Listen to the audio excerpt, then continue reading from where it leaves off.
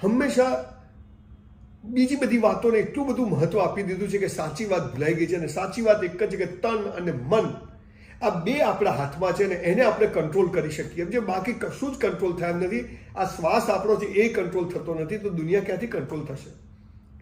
તન અને મન, તન એટલે બોડી, આ શરીર વ્યસનો મુક્ત, કોઈ પણ જાતની બદીઓ વગર, ગંદી આદતો વગર આ શરીરને આપણે મંદિરની જેમ સાચવી કે એમાં ઈશ્વર તો બધે વ્યાપ્ત છે.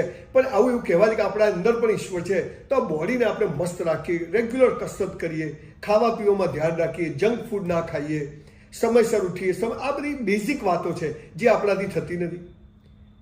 અડધો કલાક કસરત માટે ટાઈમ નથી ને મોબાઈલનો સ્ક્રીન ટાઈમ આપણો 4-4, 5-5 કલાક હોય છે. ન જોવાનું જોવા બેસી જઈએ છીએ. ઘણું બધું મોબાઈલ પર અવેલેબલ છે. એમાં દુનિયામાં પણ ઘણું બધું અવેલેબલ છે.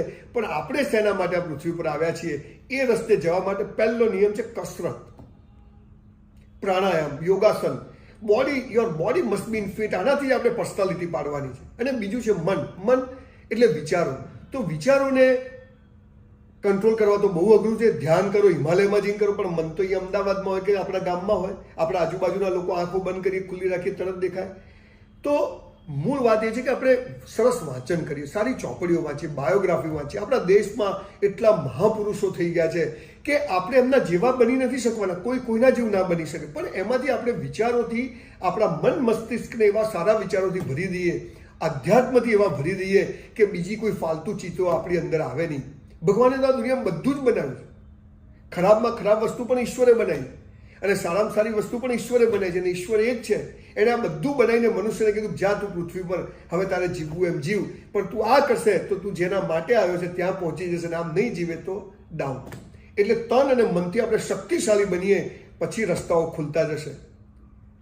વસ્તી વધારો એટલો બધો થઈ રહ્યો છે, પૈસા ઓછા છે, જગ્યા ઓછી છે, માણસો વધતા જાય છે, એટલે હરીફાઈ રહેવાની, સંઘર્ષ રહેવાનો. પણ આવા સમયે એક યુક્રેન રશિયાને હંફાવે છે અને એક આટલું નાનું ઇઝરાયલ આટલા બધા દેશોને હંફાવે છે. એનું કારણ શું છે કે એનો એક માણસ તન અને મનથી મજબૂત છે. ટેકનોલોજીનો ઉપયોગ કરે છે, સમય સાથે જ્ઞાનનો ઉપયોગ કરે છે અને એ કરી અને દુનિયા પર સત્તા મેળવે છે. આ લોકો 300 વર્ષ પહેલા શોધાયેલું અમેરિકા આજે સૌથી મોંઘો ડોલર દરેક દેશ એની જોડે કમ્પેર કરતો થઈ. એનું કારણ શું છે કે તન. હું ત્યાં જોઉં છું લોકો 2 વાગે જીમમાં જાય, રાત્રે 2 વાગે જીમ, 24 કલાક જીમ ચાલુ હોય. એરપોર્ટ પર, ટ્રેન પર, તમે ગમે ત્યાં જુઓ લોકો મોબાઈલ કરતાં બુક્સ વધારે વાંચે છે. કેમ કે એ સમજી ગયા છે કે તન અને મન મસ્ત હશે તો ધન આવશે. અને એટલે જ આ બધા દેશોમાં ધન પુષ્કળ જઈ રહ્યું છે. મૂળ વાત એ છે કે સફળ થવું છે, પણ પાયાની આ 2 વાતો જો આપણે કરીશું તો બીજા રસ્તા ખુલતા જશે અને એ રસ્તા પર આપણે આપણી જે આપણા જેના માટે અહીં આવ્યા છે ત્યાં પહોંચી જઈશું. અને આ પહોંચવા માટેની ત્રીજી વાત એ છે કે કોઈ પણ નિર્ણય તમારો પોતાનો હોવો જોઈએ, આપણો પોતાનો હોવો જોઈએ. આખી દુનિયા સામે ઊભી હોય પણ આપણને એમ થાય કે મારે નથી કરવું તો નથી જ કરવું.